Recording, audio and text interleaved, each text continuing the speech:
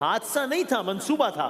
तब जाके आज ये जमीन इस अंदाज में है। आए दास्तान शुरू करते हैं। कल बात यहां तक पहुंची कि सूरज बन गया। सूरज हमारे कायनात के इस हिस्से में, सूरज वजूद में आ गया। कायनात के इस हिस्से में अंधेरे में पहली बार रोशनी का चिराग जल गया। कायनात के इस हिस्से में एक नया सूरज धड़कना शुरू हो गया। लेकिन कहानी यहां खत्म नहीं हुई, यहां से असल दास्तान शुरू हुई। यहां से अभी सूरज आग बरसा रहा है, लेकिन अभी क्या मामला है कि सूरज के जन्म के बाद सूरज के इर्द गिर्द गर्दिश करता हुआ बेशुमार मादा, पत्थर, धात, बर्फ के टुकड़े, गर्द के बड़े बड़े बादल मौजूद हैं अभी। और सूरज की ग्रेविटी का यह आलम है कि सूरज के गिर्द ये सब कुछ जो घूम रहा है, सूरज की ताकतवर ग्रेविटी ने सबको अपनी तरफ खींच रखा है। किसी को अपने अंदर निगल लिया है, किसी को अपने इर्द गिर्द घूमने पर मजबूर कर दिया। यह आलम है।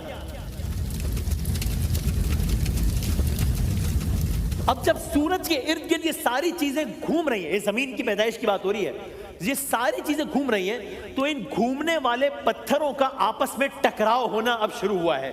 अब कहीं छोटे छोटे टुकड़े टकरा के आपस में जुड़ गए हैं, कहीं बड़े बड़े टुकड़े आपस में टकराकर मजीद टूट गए हैं, कहीं दोबारा मिल गए हैं।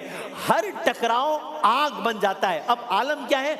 आग है, चिंगारियां हैं और बहता हुआ लावा है।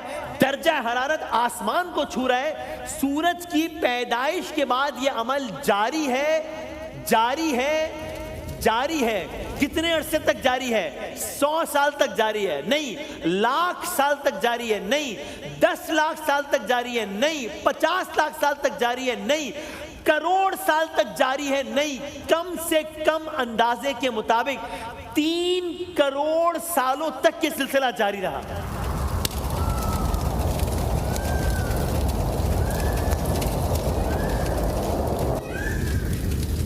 सूरज वजूद में आ गया है और सूरज के इर्द गिर्द ये कयामत बरपा है। ये चीजें आपस में टकरा रही हैं, टकरा के जुड़ रही हैं, टूट रही हैं, अलग हो रही हैं।